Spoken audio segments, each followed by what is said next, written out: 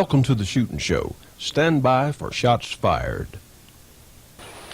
Hello, I'm Johnny Rowland, your host of the Shootin' Show, and welcome again to this week's program. We have some great entertaining guests for you today. We have some features I think you're really going to find enjoyable and interesting. Let me remind you that we are still free to those cable companies and those television stations, and we need you folks to let them know that we're out there. All they have to do is tape our program. They can broadcast it at any time slot that they have available. We'll be very happy to work with them. So, you know, we need to get our message out there that we as gun owners are fine, responsible citizens, in fact, among the very best citizens to be found anywhere. So help us do that if you will. So let's get another Shootin' Show underway.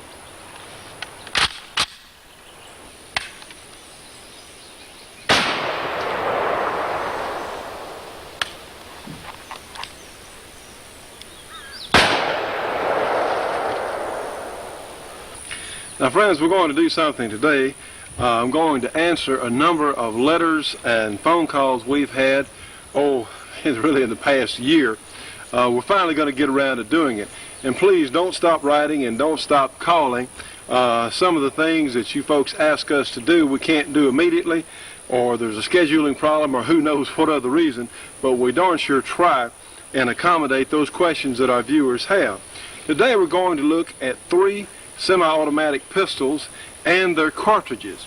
So what we're going to do, we're going to look at the 9mm.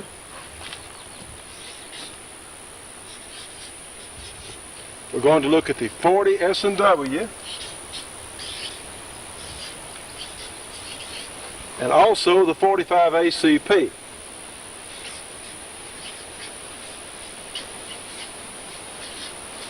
And there is a reason I'm writing this down on our paper here. Now, as you can see from the photographs, we have today, for illustration purposes, we have a Walther P38 in 9mm, which was one of the first, shall we say, successful 9mm handguns, successful worldwide, very highly thought of for craftsmanship, workmanship, and in fact accuracy. It was also, and I may stand to be corrected on this, but I believe that the Walther P38 was in fact the first successful double-action semi-automatic pistol. For the first shot, which is cocked, and we're going to check this, we know it's empty, yes.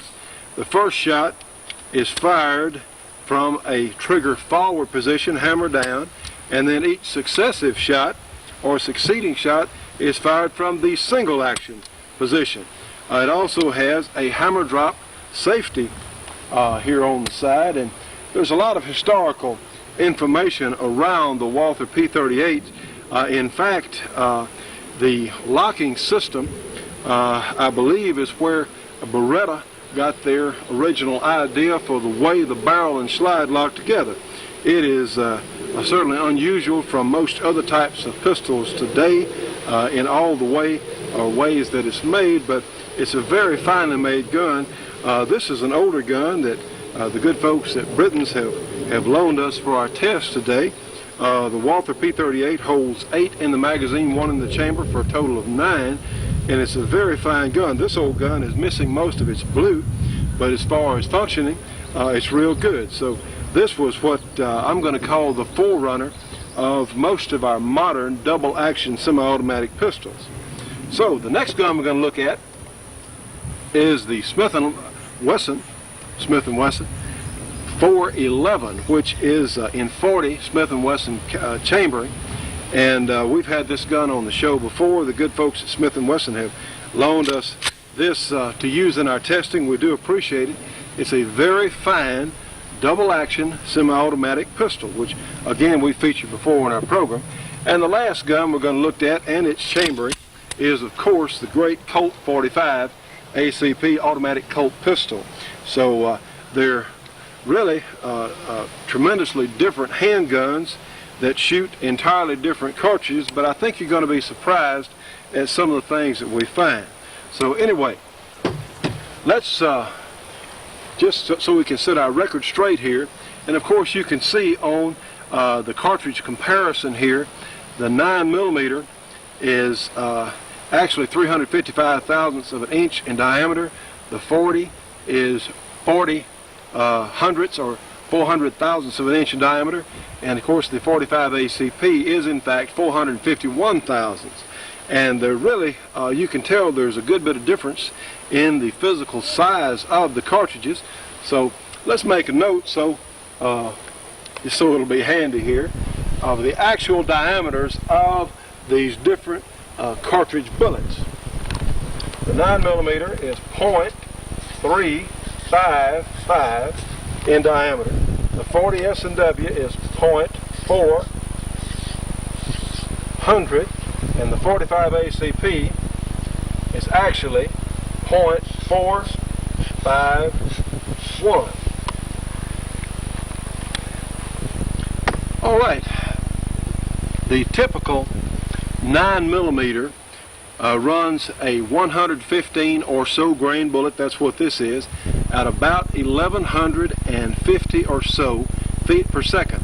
And I'm not going to be exact on these figures because, friends, as most of you know, and some of you need to learn, every handgun will have a slightly differing velocity just because of the difference in tolerances on the barrel itself.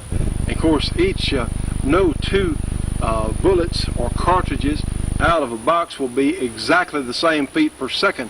They'll be, certainly with high quality factory ammunition, they'll be close to each other as far as consistency, but they won't all be the same. So we're going to say, for the record here, that the average 9mm standard loading is about a 115 grain bullet, 355 thousandths of an inch in diameter, moving at about 1150 or so feet per second. All right, the 40 S&W is a true 400 thousandths, 4/10ths of an inch, and it will leave the barrel of the average loading, again, with a 180 grain bullet about 950 or so feet per second, depending on the gun. That's the pretty much standard loading. And our 45 ACP, we know these guns are empty, it doesn't hurt to check them over and over again. The standard 45 ACP is a 230 grain loading of about 451 thousandths of an inch in diameter, moving along at about 830 or so feet per second. So they're entirely different cartridges. The 40 S&W is the most recent cartridge, and a lot of people aren't clear on why the 40 Smith & Wesson really came into being. What the good folks at Smith & Wesson essentially did, along with some other design people, they made a cartridge that essentially duplicated the ballistics of the 45 ACP with a 185 grain bullet. They're using a 180 grain bullet in the 40 S&W, the 45 of course using the 185 in that particular loading, and it approximates the power of one of the more popular 45 ACP loadings in a 9mm size platform or gun. So what they've done, they have a very compact gun. It also picked up a few more rounds in the magazine, say over the 45. This 411 holds 11 in the magazine, one in the chamber, for a total of 12. And of course the 45 ACP will hold 7 or 8 depending on your gun and your magazine in the magazine there, and one in the chamber for a total of 8 or 9 depending upon, again, which gun you're using. Now then, as most of us know, there are a number of high capacity 9mm guns out there, and the 9mm was really a different cartridge approach. And we have a lot of questions. I get a lot of mail about, well, what's more effective among the modern semi-automatic pistol cartridges? Well, we'll get to that in just a minute. But the 9mm, typically in the modern high-capacity magazine guns, will hold up to 15 in the magazine, 16, 17. In some cases, with specialty magazines, a lot more than that. And certainly, even in the single-stack magazines, it's going to hold 8 or 9 or so, something like that. So we're really talking about apples and oranges that are all engineered or designed to give similar results. At least this was in the minds of the original designers. Get ready to order the most exciting videotape ever offered on television. It's the best of guns, guns, guns. 60 minutes of action, excitement, and the most amazing display of firearms available on video. Pistols, rifles, shotguns, and machine guns. See Bob Munden, the fastest gun who ever lived. USPSA pistol competition. The Steel Challenge. U.S. Marine Corps weapons. Machine guns from around the world, and lots of surprises. If you like guns, you'll love the best of guns, guns, guns. Available only through this special TV offer. Fast draw competition, hand cannon, Soldier of Fortune firepower, how to shoot fast, and lots more like you've never seen it before in this 60-minute action-packed video. Use your credit card to order toll-free now. Call 1-800-942-8273. You'll receive the best of guns, guns, guns for just $29.95 plus $4 shipping. By ordering now, you'll receive this 28-page gun video catalog absolutely free. So call with your credit card right now, 1-800-942-8273, or send check or money order to 7888 Ostro Street, Suite A, San Diego, California, 92111. Now, friends, there are all sorts of bullet profiles. In fact, far too many for us to go into here today for each one of these different handguns. But you can get 9mm ammunition all the way from 88 grains up to 147 grains. You can get the 40 S&W ammunition all the way from 135 grains up to around 200 grains or so for the bullet. Now then, friends, so I don't get any mail, because believe me, our viewers do pay attention, and you folks do let me know. The most commonly encountered bullets or cartridges in 40 S&W will run from 135 grains up to about 180 grains. The 200 grain hand load is fairly common, but just so we'll have the record exactly straight, 40 S&W, again, a little correction here, from what I just said on the show a moment ago, it's 135 grains up to 180 grains, which are most commonly encountered. And you can get the 45 ACP standard ammunition. Now, we're not talking about specialty ammunition, we're talking about what's readily available.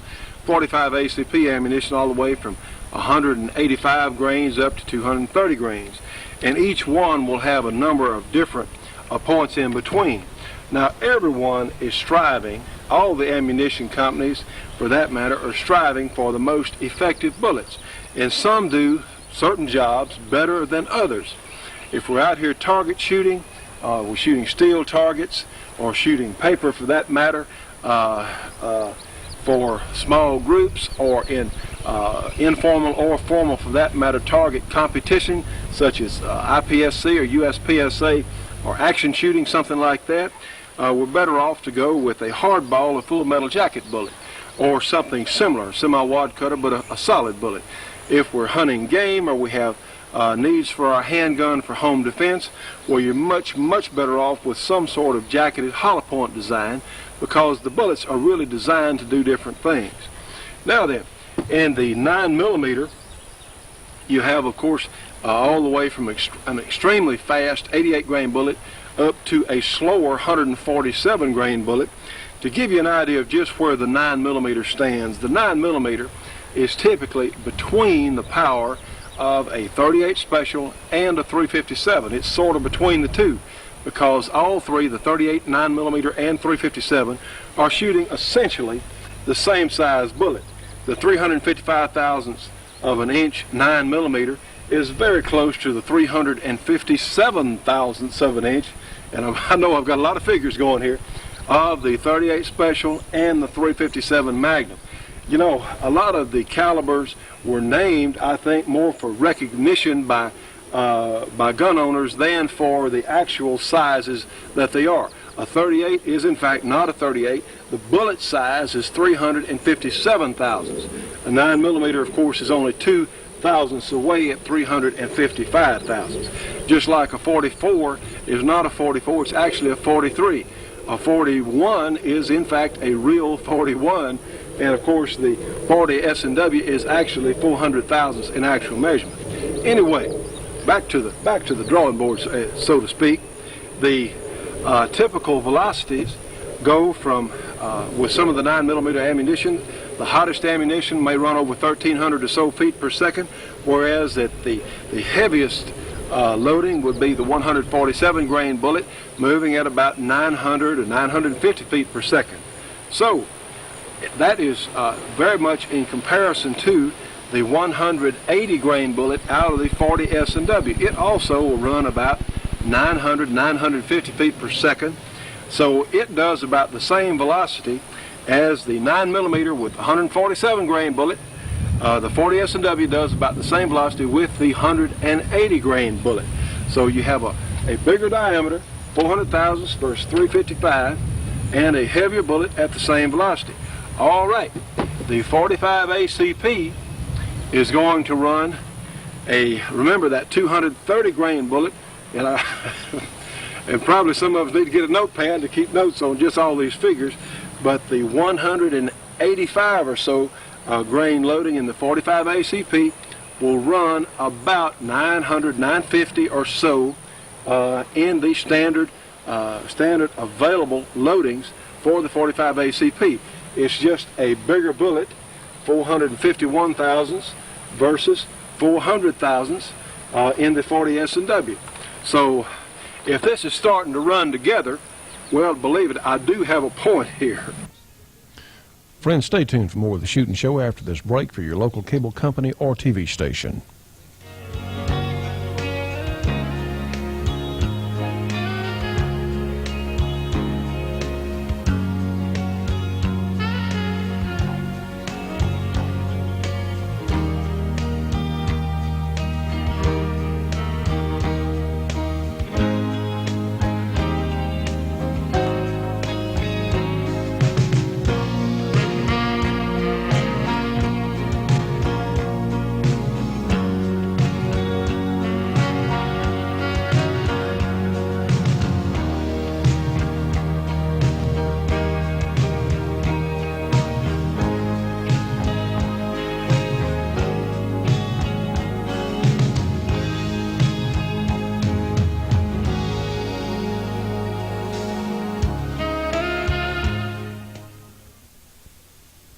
When anti-hunters plant poison dog food in your favorite hunting spot, You'll say, where's the NRA? when they spike your access roads, You'll say, where's the NRA? and when they ban your hunting guns, you'll say, where was the NRA? Join the NRA now to protect your hunting heritage and defeat the anti-hunting agenda. When they close the seasons in your hunting lands, You'll say, where's the NRA? help protect the hunter's heritage of wildlife conservation. Join the NRA. Call now and get a year of great magazines, a no-fee Visa card, a Hunter Orange NRA cap, special insurance benefits, plus access to world-class hunter safety and skills training. You see, when hunting is gone forever, your son won't ask, where was the NRA? He'll ask, where were you? Where were you? Where were you? Where were you? So come on, join the NRA now. Let me make one more point. The specialty ammunition that's now available, shall we say plus P in the 9mm, is going to run a 115 grain bullet about 1,200 or so feet per second. In the case of the Corbon, it runs over 1,300. Of course, that probably qualifies as plus P plus. As compared to the 155 grain bullet in the 40 S&W, moving along at about 1,150, 1,175. So we have similar velocities from the 115 9mm plus P to the higher powered 40 S&W 155 grain bullet. Okay, there's more. The 45 ACP with the plus P loading with the 185 grain bullet, Remington makes a loading that gets up around 1,100 feet per second. So again, in the high performance loadings of these guns, it's just you have a little bigger bullet in each step up in caliber going about the same velocity. Now then, yes, I'm sure this is beginning to run together for those new shooters, and there's a reason for it. If it sounds confusing, that's because it is. You know, in effectiveness, for defensive purposes or anything else, there's not as much difference in the three guns as some people might think. Or looking at the three bullets there, there's not as much difference actually in the effectiveness of all three calibers as we might think. In muzzle energy for the standard loadings, there's not a lot of difference at all. They're both, or all three, hovering around the 350 or so foot-pounds of muzzle energy. And I tell you what, friends, it all comes down to this.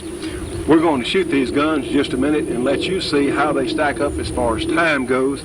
Now then, for none of these guns are what I would class as a big game or bigger game handgun. None of the semi-automatic pistol cartridges that we're looking at today would really qualify for use on game above varmint size. And I know that's going to hurt some people's feelings, but heck, I've tried them all. And on anything over a varmint size animal, they're really not that effective. Now, against adversaries, say such as a policeman would use one of these guns for, or the homeowner in home defense, it just depends on which gun and which caliber you like.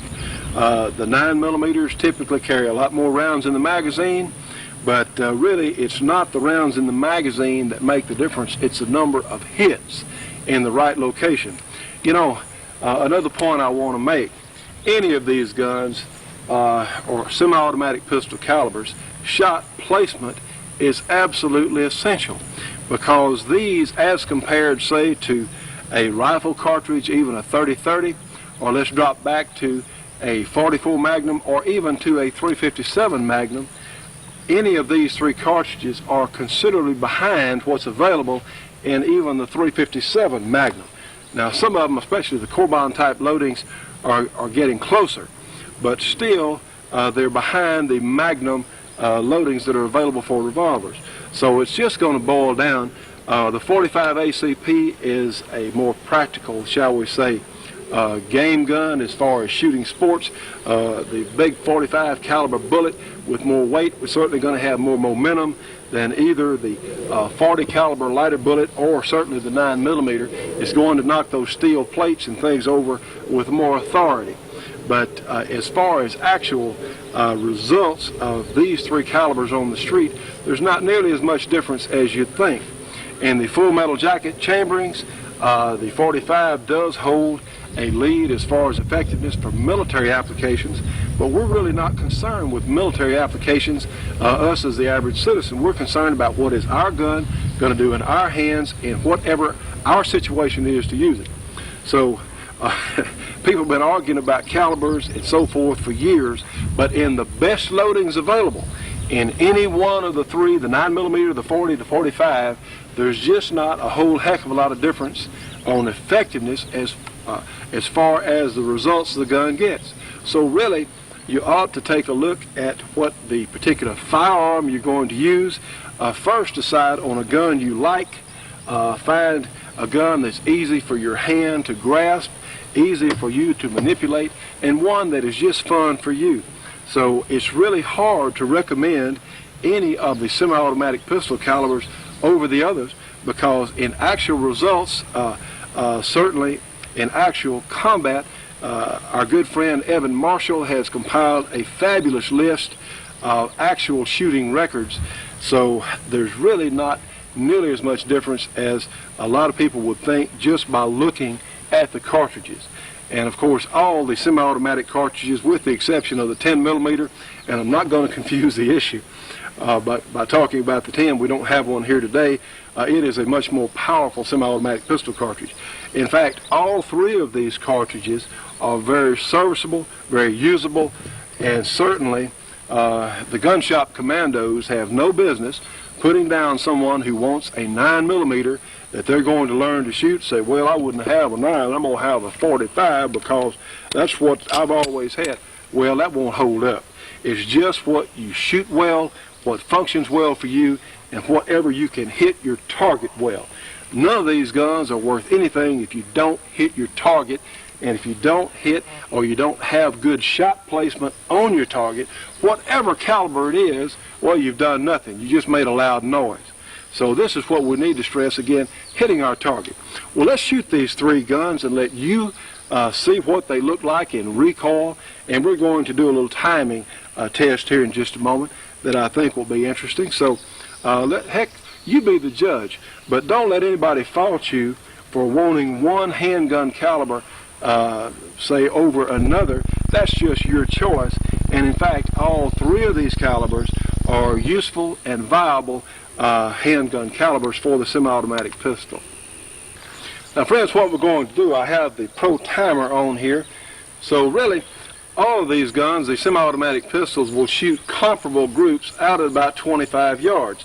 The Service 45, the 40 Smith & Wesson, and the 9mm Walther, in this particular case, will both shoot into a 3-inch circle at 25 yards on demand. So to give you an idea of comparison, we're going to have a control here. We got our great Wesson 357 Magnum, and we're going to shoot a timed group on our close range target here for 5 shots, including my reaction time.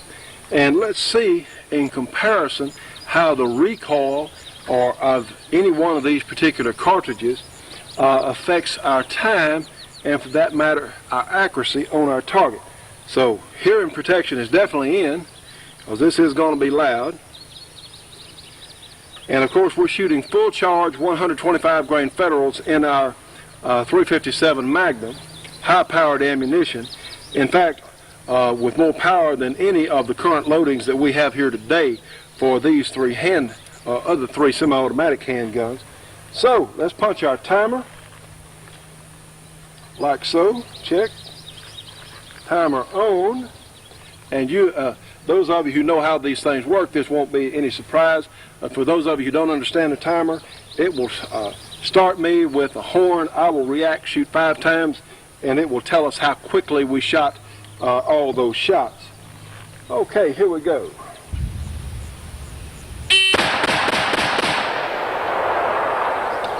Well, 1.34 seconds. In fact, that's a really tight group. We'll look at that in just a second. So our control group, we'll write it here.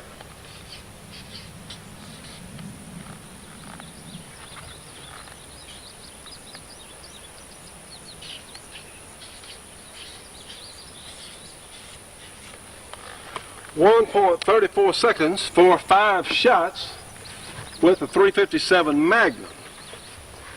Friends, my goodness, for 5 shots in 1.34 seconds, that's a group of about 1.5 inches, typical of the great Wesson fixed barrel revolvers that we've been shooting. Let's tape our group so we'll know where our next round of hits goes. All right, let's take our P38. And we have a loaded magazine here. We're going to do the same drill. We're going to fire 5 shots. And our revolver timer is our control, so we know what the revolver is going to do. And let's see what the 9mm P38, we're going to start with the hammer down, safety off position. We're going to, of course, load the gun first and drop the hammer. Safe direction there. All right, let's see what this looks like with our P38 shooting standard 9mm full metal jacket ammunition. See what it does. Start button.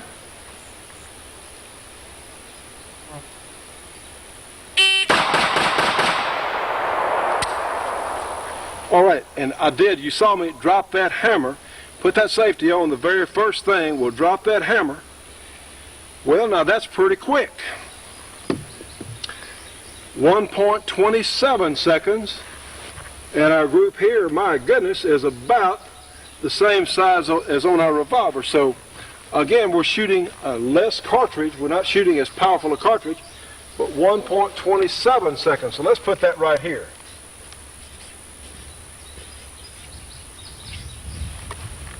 For 5 shots, that's pretty good. And of course, this gun is very controllable. And one of the things we want you folks to do is watch the recoil, or in fact, for that matter, lack of recoil in each caliber that we're shooting. So that's not too bad, actually. P38s are nice guns if you like double action semi-automatic 9mm. They're pretty expensive now. Prices on those Walthers, of course, Walthers are not cheap anyway. All right. Let's take our 180 grain bullet-filled magazine on our 40 S&W. Same drill. We're going to load the gun, pull that slide back.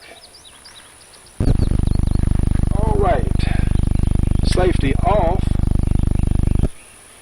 Hammer in down position, trigger forward. punch our timer.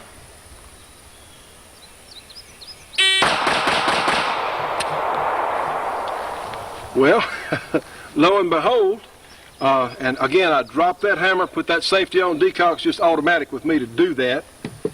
So let's see, 1.15 seconds.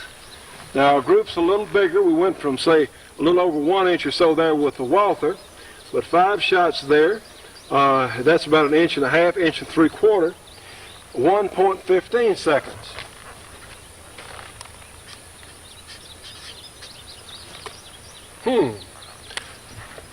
Well, that's interesting. Heck, I didn't know how long it was going to take either. Now, friends, don't go anywhere. We'll be right back with the Shootin' Show after this station break for your local TV station or cable company.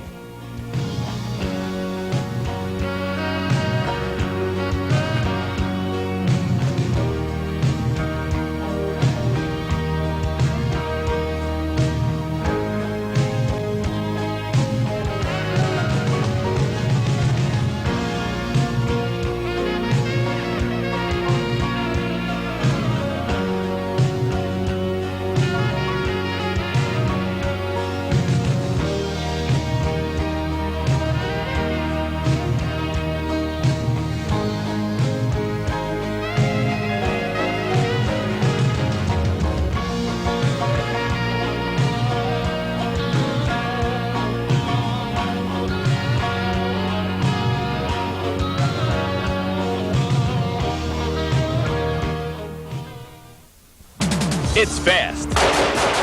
It's exciting. It's challenging. It's fun. This is the USPSA, United States Practical Shooting Association, the fastest growing sport in America today. If you'd like to become more proficient and confident with your firearm, meet new and interesting people, and compete with thousands around the world, join the USPSA. There's a local chapter near you. Now, friends, for the absolute best in monthly shooting magazines, turn to Shooting Times magazine. They have all sorts of excellent features on handguns, rifles, shotguns, and black powder by some of your favorite gun writers, such as Dick Metcalf and Rick Jameson and Bill Jordan, just to name a few. Each month, you'll find interesting articles on guns, shooting, reloading, and new products in the firearms industry. That, along with information on pending legislation of interest to all gun owners. For subscription information, call 1-800-727-4353. Shooting Times, the best there is. And now, friends, we're going to finish our piece on the comparison of the 3 semi-automatic pistol cartridges. And if this seems like a lecture, well, you're probably right, but we've had so much mail and so many phone calls asking us specifics about these calibers, we thought we'd take the time and cover it for you on today's show. All right, now then, let's take our Colt. In fact, I better tape the target first before I do anything else.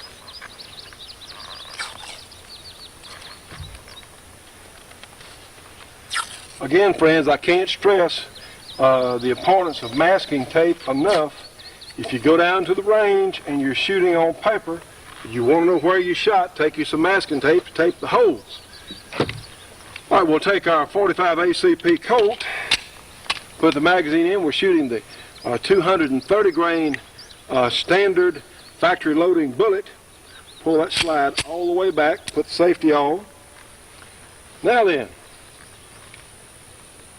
same drill. Push our start button. Let's see how long 5 shots with the Colt 45 takes.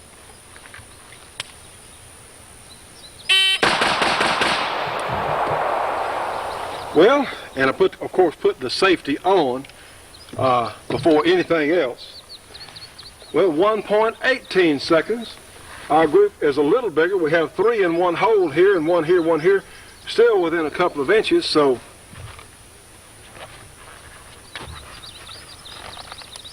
1.18. Now then, friends, I don't know if we've learned anything or not. I certainly have. At least I've become even more confused, whatever. Our 9mm went 1.27 seconds for 5 shots, about as fast as I could shoot that gun today out of our Walther. With the standard loading, the 40 Smith & Wesson, 5 shots, 1.15 seconds. The 45 ACP out of our Colt, went 1.18 seconds. And of course, our full charge 357 Magnum went 1.34 seconds, all for 5 shots. Now then, of course, 357 has more power, a little more recoil than any of the other 3 calibers. But again, it's just what gun you like, what you shoot well. As far as effectiveness on any semi-automatic handgun caliber, it's really going to boil down on where you can put those bullets. In all 3 calibers, your best 9mm loading for the average person that's available will be your 115 grain jacketed hollow points. In some cases you can find the Plus P 115 grain jacketed hollow points. Now this is strictly my recommendation for home defense. For the 40 Smith & Wesson, my own personal recommendation is the 135 grain Corbin jacketed hollow point. Another good cartridge is the 155 grain Winchester Silver Tip. The Federal Hydra-Shock 180 grain Hydra-Shock looks awfully good. And the 45 ACP, I'd recommend the 230 grain Hydra-Shock. This is my own recommendation, of course. The Remington Plus P 185 grain bullet, or the Corbin 185 grain bullet, moving at about 1,000 or 1,100 feet per second, depending on the gun. And of course, my own personal choice, I prefer the 357 to any of the above, but that's just my own preference. It's whatever you like and whatever you shoot well is what's most important. In fact, being able to shoot well is really more important than whichever caliber handgun you have. All right, friends, one more time. Watch, we're going to shoot these guns again. Watch them in recoil in my hands and see what you think. None of them are objectionable to me, but that's really not my decision to make. It's yours. So I know I'm going to make some people mad by this, but really your ability to shoot a gun, your accuracy and comfort with the gun is so much more important than the caliber you choose, because there are effective loadings in all 3 of these calibers. So let's watch this Walther P38 in my hands anyway. You can get a look at it. Here we go.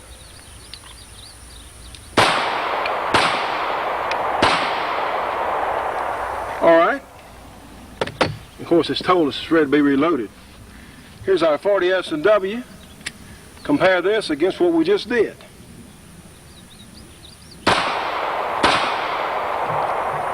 Well, we ran out of bullets. 2 shots is probably enough anyway. We've got a couple left here in our Colt.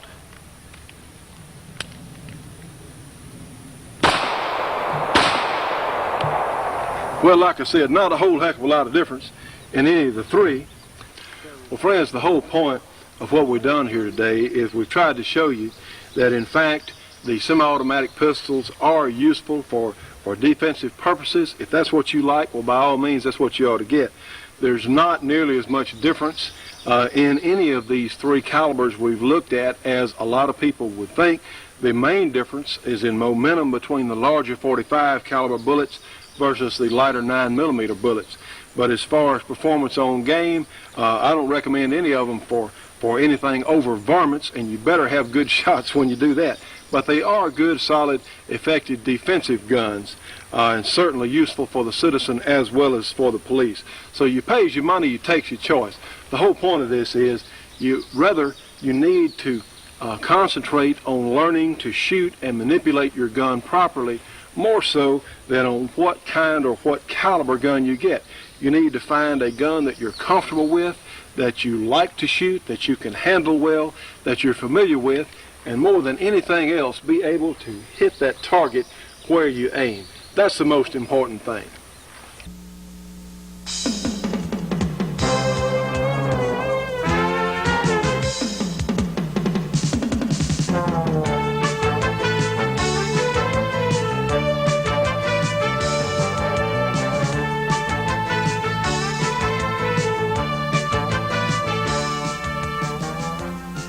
Yavapai College and its nationally recognized gunsmithing department offer you a quality education in a centuries-old profession very much in demand today. Yavapai College offers the only college gunsmithing program in Arizona. It's located in the friendly city of Prescott, on the grounds of what was originally Fort Whipple, where Teddy Roosevelt's famous Rough Riders trained for battle. The Yavapai College gunsmithing program is recognized as the leading program in the nation for anyone wishing to pursue the latest technology in the field. Working with modern equipment and advanced gunsmithing techniques, you can gain the skills required to be a leader in the field. You can earn basic and advanced certificates or a 2-year degree in a program taught by dedicated and experienced instructors. In order for a gunsmith to be successful, they not only have to be good as a gunsmith, but they also have to be capable of handling the gunsmithing business. We will teach the students how to operate a spreadsheet, balance their books, handle the Bureau of Alcohol, Tobacco, and Firearms forms, all these things that are required to be successful as a gunsmith. You begin by learning general repair skills and traditional forms of gunsmithing. Soon you'll have what it takes to help fill a nationwide demand for qualified independent gunsmiths. Prescott is located in the Bradshaw Mountains, well above the heat of the desert. It's an area rich in recreational opportunity, good hunting in the Prescott National Forest and fishing in nearby lakes. Shooting at local rifle, pistol, and shotgun ranges is a popular pastime. The program supports both a trap and skeet club and a competitive rifle club. The Gunsmiths Guild conducts an annual gun show, which is among the most popular in Arizona. The proceeds are used for the benefit of the gunsmithing students. The curriculum challenges you to perform at the highest standards of quality and innovation. You develop skills in machine tools like lathes, mills, and surface grinders. You'll use Rockwell testers, optical comparators, and stock duplicators. You'll operate a personal computer so that you can manage your own business. You can also choose to learn 2-dimensional and 3-dimensional computer drafting and modeling. Not only will you learn valuable skills such as classic and modern stock making, you can enter related fields such as woodworking, model making, aerospace machine operations, or engraving. Rachel Wells is a world-class engraver whose work has been requested for display at the Smithsonian Institution. Her inlays of precious metals and deep relief carvings are in demand all over the world. Many students under her instruction progress to professional levels in the engraving field. The Yavapai College gunsmithing program is guided in part by an active advisory committee made up of local gunsmithing experts. We have constant input from a current advisory committee. People like Bill Ruger, Chuck Ransom, Ransom Rest, Fred and Rachel Wells, Bill Atkinson. Top proven names in the gunsmithing field act on our advisory committee continuously to give us current input to help us adjust the curriculum in the program. When you graduate, we help with job placement. Yavapai College maintains the only computerized gunsmithing database designed to help place gunsmithing graduates in jobs. Over 800 businesses are listed on the database. Yavapai College, with a student population of about 3,600, is a close-knit community with a variety of social activities. Special concert events provide entertainment for the students and the community. Residence halls are available for students desiring to live on campus. More than 70% of students today need financial help to get through college. If you qualify, our financial aid office can help you obtain grants, loans, scholarships, in addition to advising for veterans. Choose to become an independent gunsmith, work for an established business, or use your initiative to enter the manufacturing field with your own product. According to the Bureau of Alcohol, Tobacco, and Firearms figures, graduates of the gunsmithing program at Yavapai College are more capable than over 90% of the licensed practicing gunsmiths in this country. If you're thinking about coming to a gunsmithing college, we're the top-rated gunsmithing college in the country. So if you're looking for a good college, you can't beat Yavapai College. If you're considering gunsmithing as a profession and you want to learn what is current and advanced in the field, if you want access to the latest equipment, the latest instruction, the latest techniques, then Yavapai College is certainly the place to consider. For more information, call the Yavapai College Office of Admissions, area code 602-776-2150, or toll free in Arizona, 1-800-922-6787. Ask for the gunsmithing guidelines.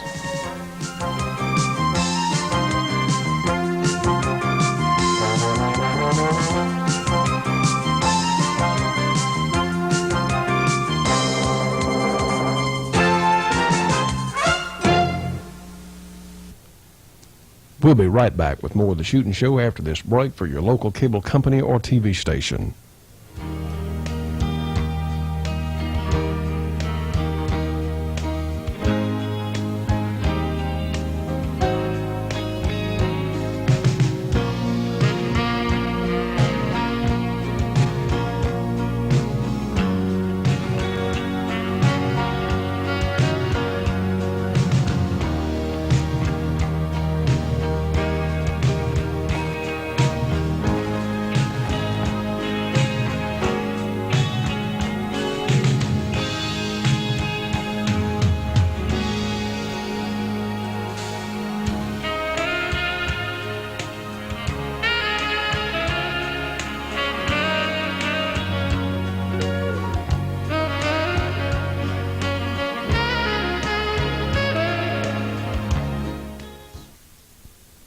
Late again, Mike.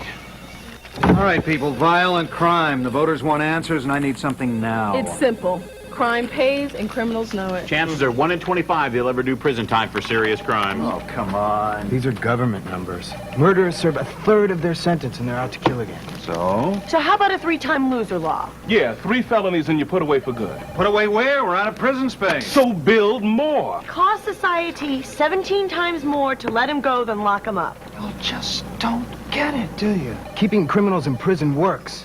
Ask the victims. Don't tell me what'll work. Tell me what'll sell. How about another gun control law? So my gun control plan to ban these guns will break the back of violent crime and rid our streets of violent criminals. Do you have any questions? Don't let politicians get away with murder. Join the NRA.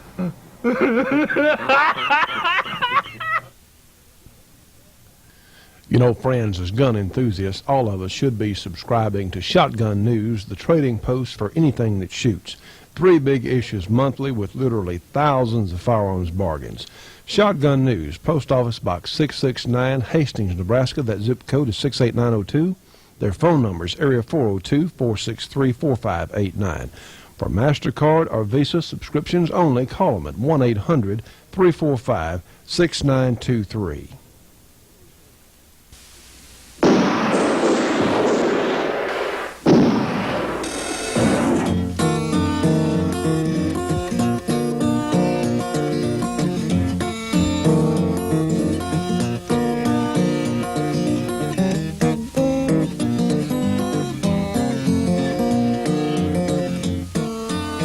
This presentation has been produced using weapons and memorabilia from the Guns of Famous Shooters collection of Colonel Rex Applegate.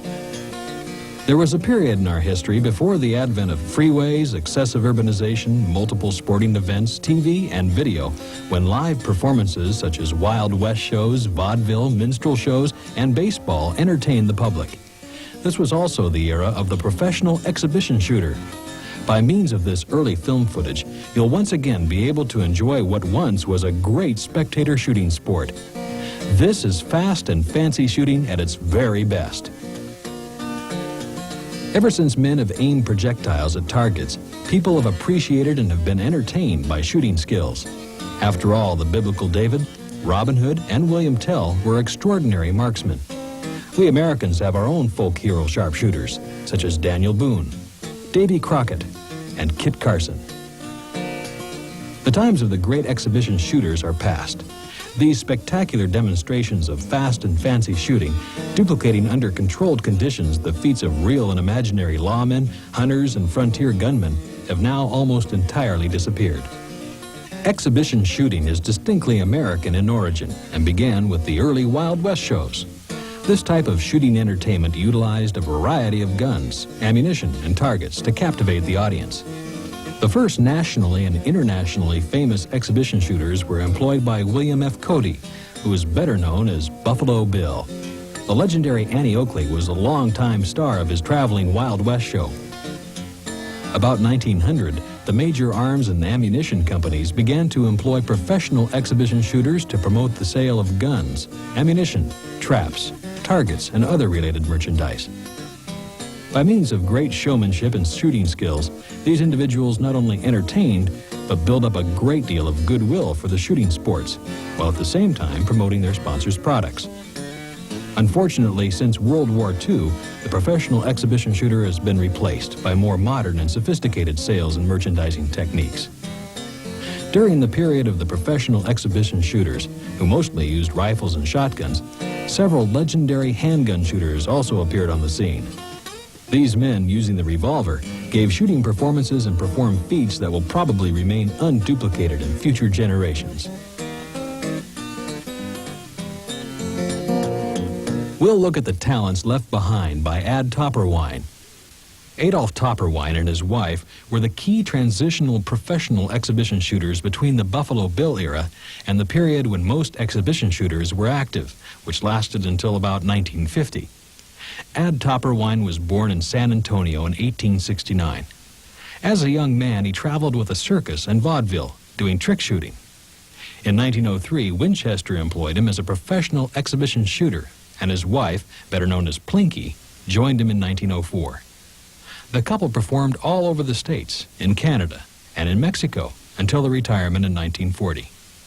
They set the standard for all exhibition shooters to follow, who duplicated and improved upon their original shooting acts. Topperwein, for instance, topped the field with an incredible stunt in 1907. For 8 hours a day, 10 days in a row, Ad Topperwein shot at 50,000 2.5-inch square wooden blocks tossed into the air in front of him. Of the 50,000 blocks he shot at, he missed only 4. In 1916, his wife Plinky set a world trap shooting record. Over a 5-hour period, she hit 1,952 clay targets out of 2,000. This was a world's record for the time, man or woman. Both of the Topperweins were versatile shooters with rifle, shotgun, and revolvers. Plinky Topperwein passed away in 1945. Ad Topperwein died in 1962 at the age of 92. A legendary shooter who entertained tens of thousands of spectators, and who was considered by his peers the greatest of them all. Individually, Ad and Plinky Topperwein take their place among the world's greatest marksmen. Together they formed a husband-wife shooting team unique in shooting annals. The following film was discovered in 1992 in the estate of Ernie Lind, latter-day Winchester exhibition shooter. The shooting and filming sponsored by Winchester Western was performed approximately 50 years ago.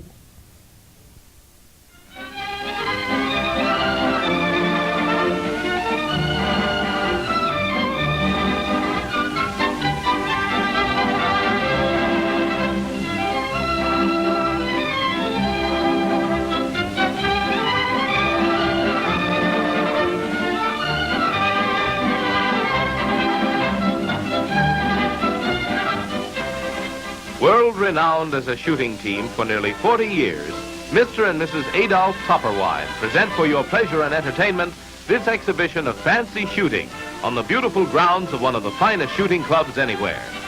Mr. Topperwein, better known as Ad to his half-century following of shooting enthusiasts, makes his own introduction.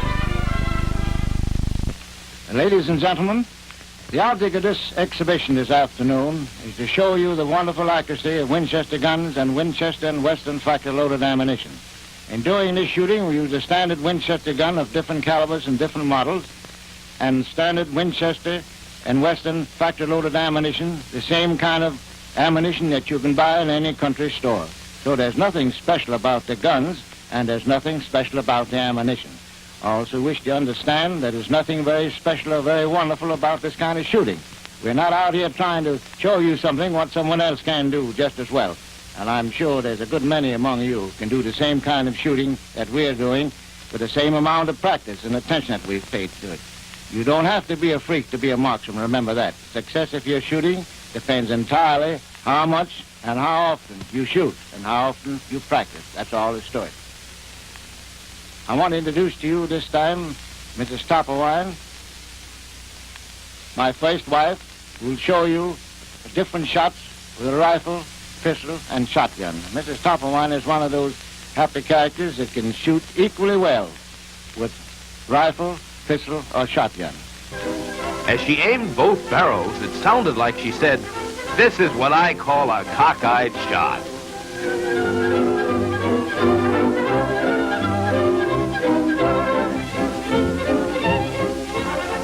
Now, while Plinky rests a bit, Top warms up on a few easy targets.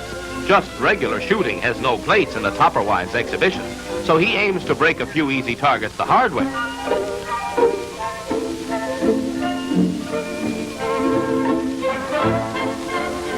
It gets monotonous shooting at the same things all the time, so Top provides a variety of targets. As an added attraction, when ladies are in the audience, he also has a few household hints to offer as the shooting progresses. The first thing in preparing dinner is to make a fire, and Top prefers to chop his kindling with his trusty shooting iron. French fries are ready for the pan in a hurry when you have a few .38 cartridges, a gun, and some potatoes ready.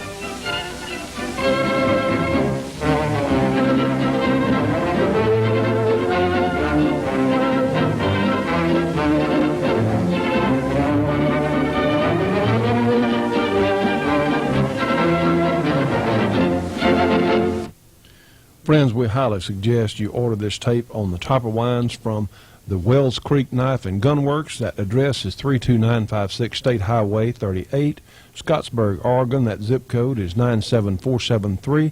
Their phone number is area 503-587-4202. We only saw a few minutes of it today. It is fabulous. You really ought to get it. Now, friends, remember Britton's in Shreveport for all your shooting needs. That phone number is 318-221-4131. They also have opened a second location on Hollywood. Friends, we hope you've enjoyed this week's shooting show as much as we have enjoyed bringing it to you. And remember, life is full of long shots.